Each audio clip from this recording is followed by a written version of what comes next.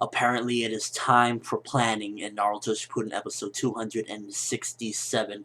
Now, for the most part, this episode was entirely a setup episode, basically setting up for the fights to come.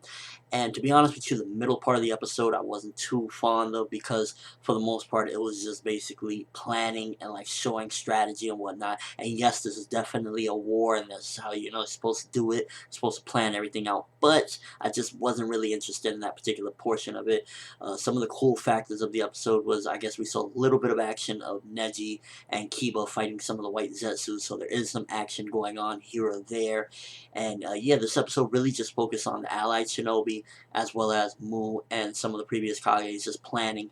And I wanted to note something real quick, that people that were revived from the Edo Tensei and whatnot were mostly notable people. Like in the episode, we see most of the Kages, previous Kages, are revived. People like that. But then there is one character that I don't really quite remember well, and if somebody could please refresh my memory, Dan, right? He's Tsunade's ex-lover and whatnot. What notable thing did he do in history to be like one of the people Kabuto brought back? Was there anything notable about him? Was he something of a hero? Did he do something incredible? Did he have powers that were just seeked out by everyone? Or, was he just, a good shinobi? Because what would be the reason for Kabuto to bring him back in particularly, other than to, I guess, maybe piss off Tsunade and whatnot?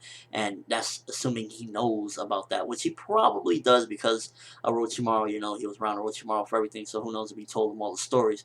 But that kind of threw me off, like, when I look back on it, why is Dan here if he wasn't really, he wasn't a Kage, he wasn't, anything too extravagant. So I would love to know about that.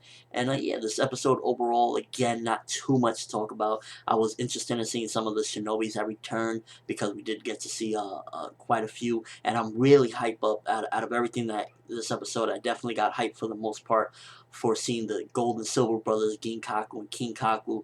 They look badass, and I can't wait to see them in action because I know it's going to be some craziness with those two. Overall, again, episode really set up not too much again even to talk about for the most part, because there was just, it starts off Kabuto planning, the allied shinobi are planning, Mu and his people are planning, and it's just crazy. I wish if I could get one thing out of this episode, I wish I could have seen a little, even a spar between the Third Reich Kage and some of the other Kages like Mu or something like that, because I know they would love to beat the crap out of each other, and I would love to see it, but we definitely didn't get any of that. And yeah, it was just really a setup episode, nothing to go extravagant. To be honest with you, you could kind of skip over this episode if you really don't want to watch it, because it just wasn't something that you must see in order to understand the rest of the story. So it wasn't just really anything too important, and the animation wasn't anything extraordinary either. It was just something, again, if you like to see every episode, then of course check this one out. And if you want to just see some of the characters that are going to be coming up and having important roles, a little bit, them talking and whatnot, then again, to watch it. But it wasn't really anything too important, in my opinion, for the story and whatnot, and everything that's supposed to happen.